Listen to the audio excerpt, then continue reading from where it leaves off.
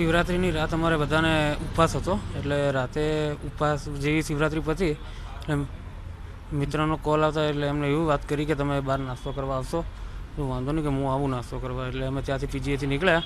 એમ બી ઉપવાસ હતો એટલે સિંધુવન રોડ ઉપર જ્યાં ઘટના સ્થળ બની ત્યાં મારી આગળ એક કિયા ગાડી અને એની આગળ જસ્ટ જે બાઇકવાળો હતો જે ઘટના બની એ કિયા ગાડીએ રાઈટ સાઈડ ટર્ન લીધું ઓવર સ્પીડિંગના. અને ઓવર સ્પીડિંગ બી ગણો, નોર્મલ સ્પીડિંગ બી ગણો તમે. અને જે છોકરો હતો બાઇકવાળો એનું જજમેન્ટ હતું નહીં બાઇકમાં, અને હાઇટ બી ખૂબ નાની હતી એની, એટલે એ બી ત્યાં સંભાળી શક્યો નહીં બાઇકને. અને મેં મારાથી પૂરેપૂરો ટ્રાય કર્યો બાઇકનો બ્રેક તે ગાડીનો બ્રેક મારવાનો, પણ કંઈ રહી શક્યું નહીં ત્યાં. એ બાઇક અને ગાડી બાઇકને અથડાતા ત્યાં ઢળી પડ્યા. એટલે હું ગાડીમાંથી ઉતરીને એમની પાસે ગયો.